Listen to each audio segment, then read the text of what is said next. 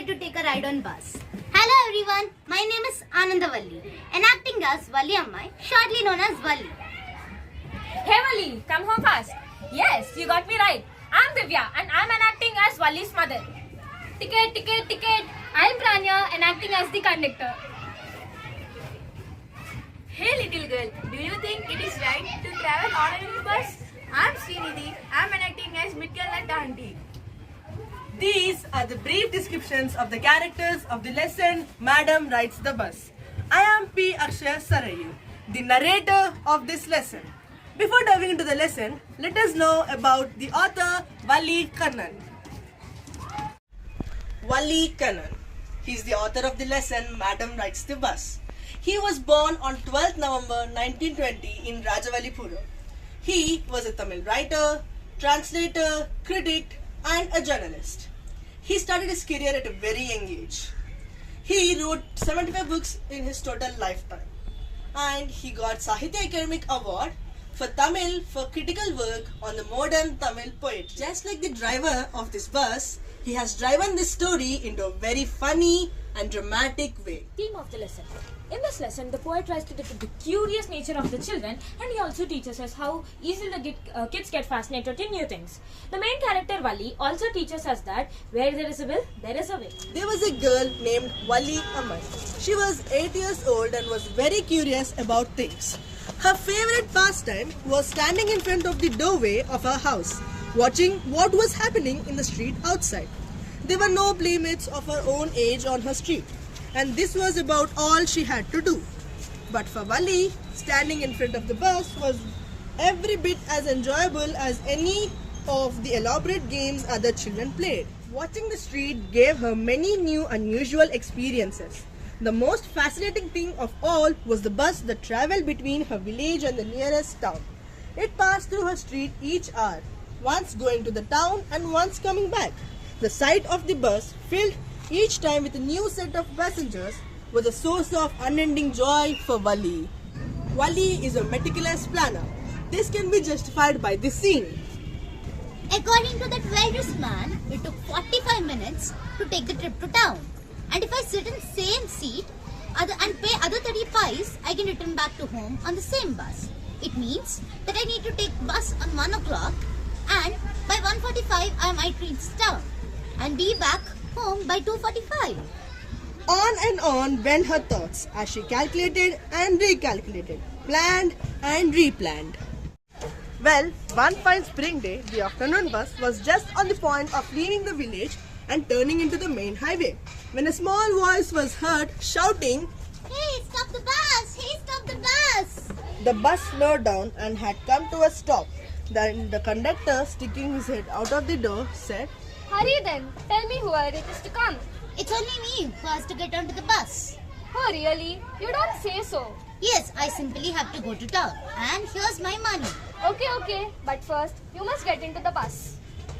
Never mind, I can get onto the bus by myself. The conductor was a jolly sort, fond of joking. Oh madam, please don't be angry with me. Now take a seat up right there in the bus. Everyone, please move, make a way.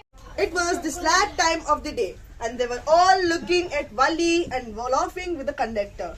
Valli was overcome with shyness. Avoiding everyone's eyes, she walked quickly to an empty seat and sat down.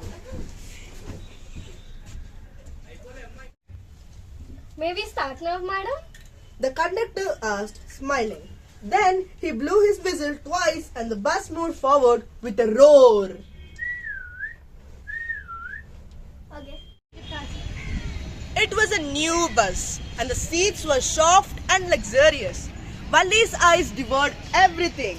But when she started to look outside, she found her view cut off by the canvas blind that covered the lower part of her window. So she stood.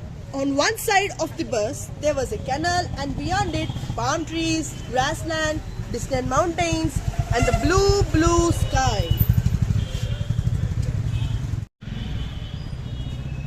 Oh, it was all so wonderful. There is nobody here who's a child. And remember, I have paid my 30 pies like everybody else. Oh, sir, this is a very grown-up madam. Do you think a mere girl could pay her own fare and travel all alone to the city? Here, do you know why the conductor called Wali madam? This is because Wali tried to act more mature than her age and she tried to look smart and confident. In order to tease her, the conductor calls Wali madam. Wali shot an angry glance at the conductor and said, Remember, here nobody is a madam, and still you didn't give me my ticket. I remember. The conductor punched a ticket and handed it to her. Just sit down and make yourself comfortable. And why should you stand if you have paid your 30 pies? Because I want to. But if you stand on the seat, you may fall when the bus takes a sharp turn or hits a bump. That's why we want you to sit, child. Remember, I'm not a child, I tell you. I'm 8 years old. Of course. How stupid of me. 8 years. My. Her first journey. What careful, painstaking and elaborate plans has she made for it. She had thriftily saved all the stray coins that had come her way, resisting all kinds of temptations like buying peppermints, balloons, and totally she saved 60 pies. And how difficult it might have been for her at the village fair. She loves going for the ride of merry-go-round, but she resisted it so that she could take a ride on the bus.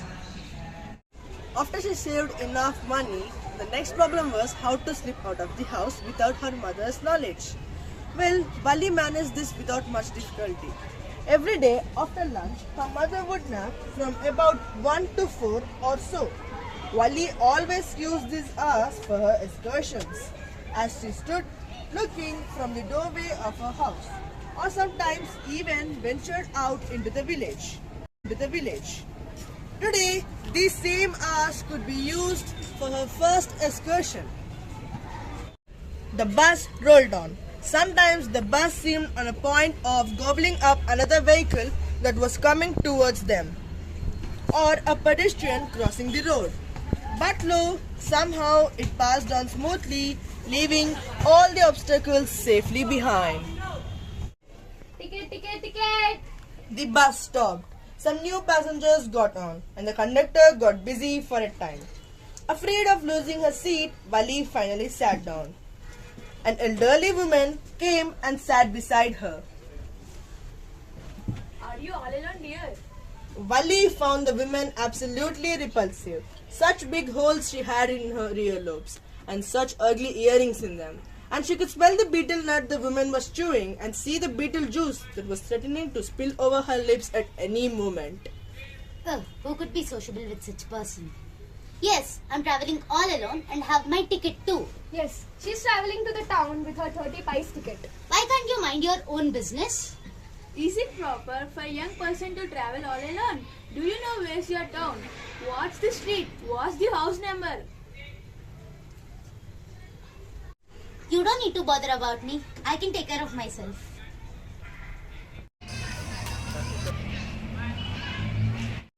Hey lady, haven't you laughed enough? Better save some for tomorrow. Then the bus went on and passed the train station. By looking outside the town, struck dumb with the wonder, Wali gave it everything.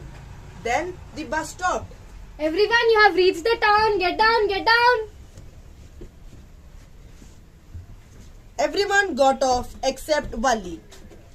Hey lady, aren't you ready to get off the bus? This is as far as your 30 pies tickets takes you. No, I'm going back on the same bus. She took another 30 pies from her pocket and handed the coins to the conductor. Is something the matter? No, nothing's the matter. I just felt like taking a bus ride. Why don't you look at the sights after you're here? No, I would be so much afraid of that. But you weren't afraid when you're traveling all alone in the bus. Nothing to be afraid of that. Why don't you go to that stall and grab a cool drink? No, I could not do that. Then let me bring one.